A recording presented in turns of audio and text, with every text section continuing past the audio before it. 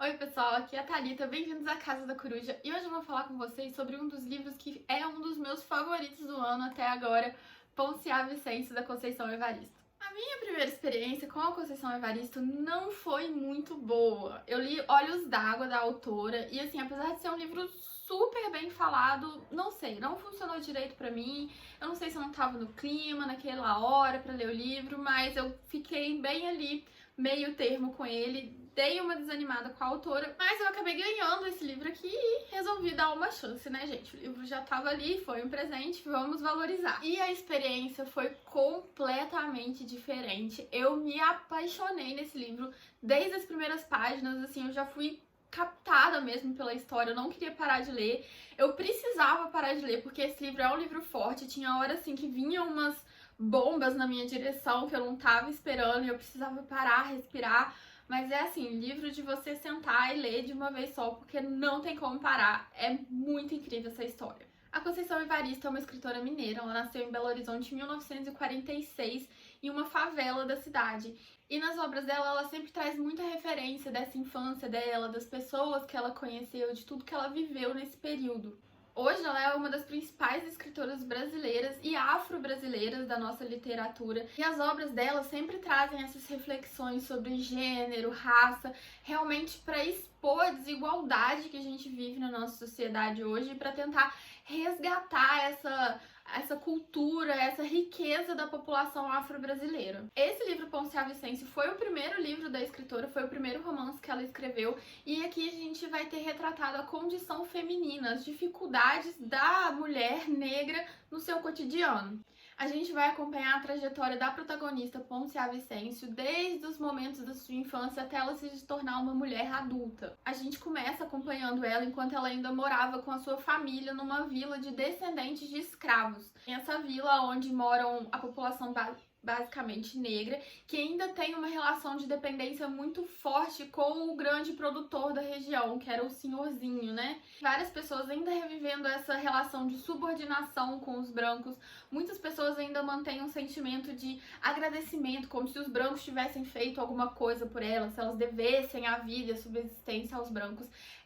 Esses resquícios da escravidão ainda são muito fortes nessa comunidade que ela vive e na própria família da Ponciá. Então, assim, já nas primeiras páginas a gente tem a primeira grande discussão desse livro, que é justamente esse nosso passado escravocrata, as consequências que esse passado tem ainda nos dias de hoje, e ainda que a autora não faça um discurso claro contra a escravidão, contra o preconceito, contra a segregação, em todas as falas, nas conversas, nas atitudes dos personagens, a gente vai tendo isso muito claro, essa denúncia muito clara. Algumas vezes eu tenho um certo problema com os livros que tratam desses temas assim, muito jogados na sua cara, sabe? Que não tem essa integração na história. Não é o tipo de narrativa que eu gosto particularmente. E aqui não, o tema é muito bem integrado na história e isso faz ser mais forte, mais impactante. Pelo menos pra mim, faz eu refletir muito mais, porque você vê refletido naqueles personagens realmente as consequências. Não é uma pessoa te contando, é uma pessoa vivendo aquilo. E muito também de não existir essa denúncia clara no livro é porque a gente tá vivendo essa história num primeiro momento do ponto de vista de uma criança. A Ponciá ainda é uma criança, então ela ainda não entende direito por que as relações são daquele jeito, por que existe aquela dinâmica entre as pessoas que moram naquela comunidade com ela e os brancos da casa grande. Então ela vê aquilo, ela transmite aquela diferença pra gente, mas ela não consegue entender o porquê daquela diferença. Então é um pouco meio ela perdida, querendo entender por que as crianças brancas têm tantos privilégios e ela não. Tem uma analogia aqui de quando ela passa debaixo do arco-íris. Eu não vou falar exatamente sobre o que é, porque eu acho que você ir descobrindo isso no decorrer do livro é muito mais impactante, mas eu achei sensacional a descrição da cena, a descrição dos pensamentos da personagem nesse momento. Foi uma das partes do livro que, assim, me tocou demais. Nós vamos, então, acompanhando o crescimento da protagonista e vai acontecer um evento específico na vida dela que vai fazer ela querer se mudar daquela comunidade no interior para ir para a cidade grande em busca de uma vida melhor. Meio que perseguindo aquela ideia do senso comum de que na cidade ela tem mais oportunidades, ela vai conseguir um emprego muito bom, vai ter muito dinheiro para poder ajudar a família dela a sair daquela vida sofrida. Só que aí, quando ela chega na cidade, ela tem o grande choque que a gente meio que já espera, né, gente, que é a vida dela não vai mudar. Vai continuar sendo uma vida sofrida, uma vida que você luta ali no dia a dia para ter o que comer no dia seguinte. E em todos os pontos da trajetória dessa protagonista, Conceição nunca deixa de inserir essa crítica social, essa crítica à desigualdade social, da vida da mulher negra, da mulher marginalizada, a mulher que muitas vezes é esquecida pela sociedade, tornada invisível por essa sociedade, que escolhe não ver o que aquela mulher está sofrendo, escolhe não ver as dificuldades mais básicas que essa população passa no seu dia a dia. Como eu disse, a vida da Ponciava não vai deixar de ser sofrida. Em muitos aspectos, eu acho que a vida dela piora, porque ela vai se ver sozinha, sem a família, num ambiente completamente novo, com uma cultura, com formas de vida completamente novas, e ela tem que se readaptar a esse mundo novo sem ter qualquer tipo de benefício. A gente ainda tem inserido nesse momento da vida dela um relacionamento abusivo. Então, além de todas as dificuldades pelas quais ela já passa por ser uma mulher negra, pobre, a gente ainda vai ter inserido também um relacionamento abusivo que infelizmente não é uma coisa pontual. Ah, esse livro resolveu colocar todos os dramas da mesma personagem. Não. Essa é uma realidade de muitas mulheres.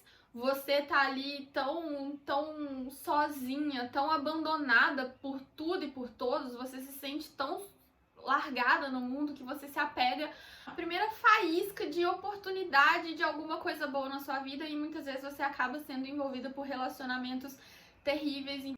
E a gente vai vendo todas essas dificuldades, todas essas facetas da vida da Ponciá, como que vai sobrecarregando ela, como que vai minando as forças dela, que chega num momento assim, vontade de entrar dentro do livro e arrancar ela daquela posição, porque eu realmente tive uma conexão muito forte com a protagonista desde os primeiros momentos, desde as primeiras páginas, e vendo essa evolução da vida dela, que parece que nunca tem uma solução. Isso assim me tocou de uma forma muito profunda. Foi um livro que realmente me deixou triste, sabe? Porque eu fiquei muito ligada à personagem.